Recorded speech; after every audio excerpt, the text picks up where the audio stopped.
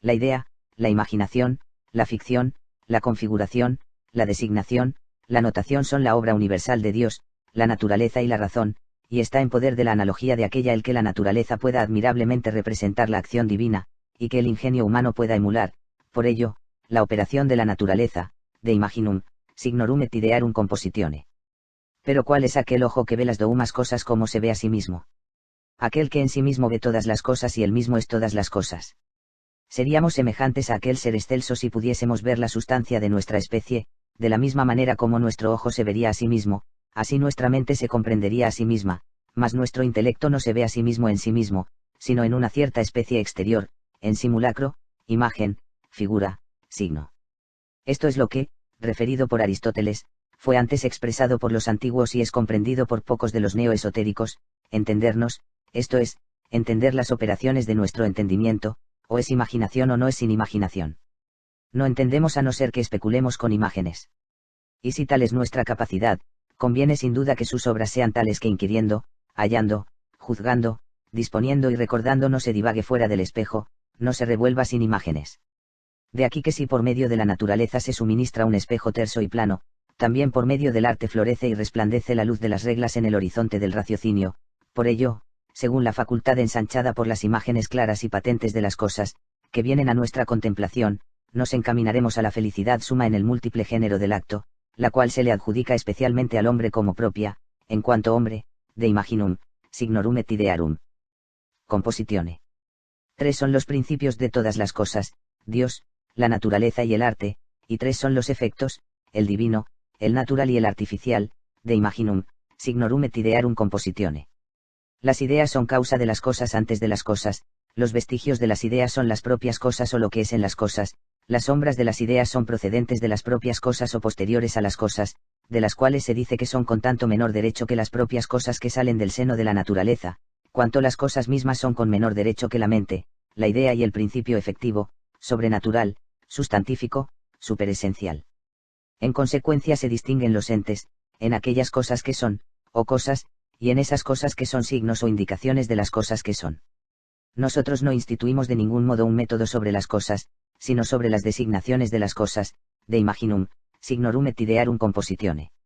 Hacemos ver el universo según una tercera significación, esto es, como un cierto espejo viviente en el que está la imagen de las cosas naturales y la sombra de las divinas, de imaginum, signorum et idearum compositione. Así pues las formas, simulacros y signáculos son vehículos y como vínculos, con los que los favores de las cosas superiores ya fluyen, se presentan y se introducen, ya son concebidas, contenidas y guardadas. De imaginum, signorum et idearum compositione. Entender es o imaginación o imaginar algo.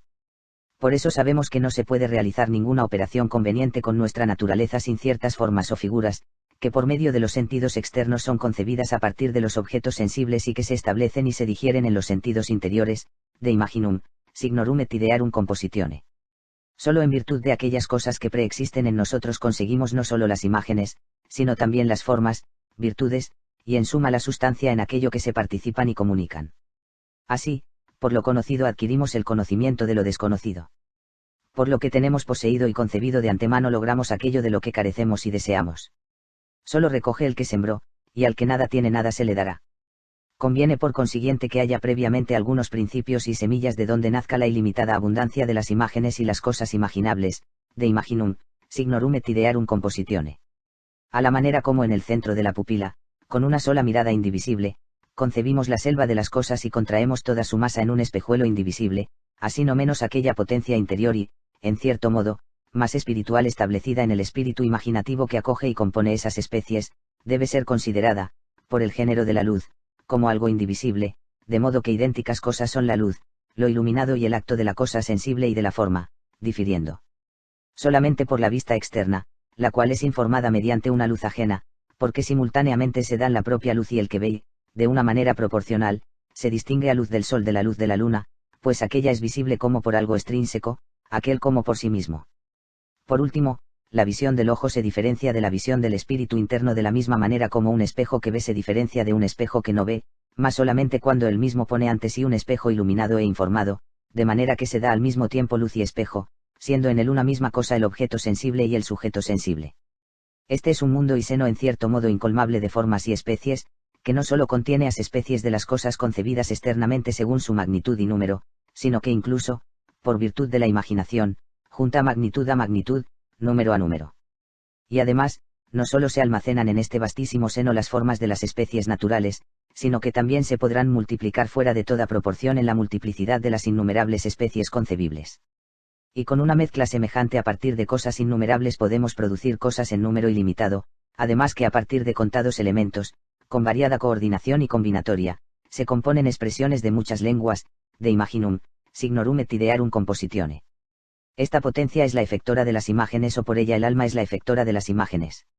A propósito de esto pongamos en medio el parecer de Sinesio el platónico que así se explicó sobre el poder de la imaginación y el espíritu imaginativo: en la vigilia el sabio es hombre, pero Dios le hace partícipe de sí mismo mientras sueña, lo que nosotros adoptamos en defensa de la dignidad de la vida imaginativa.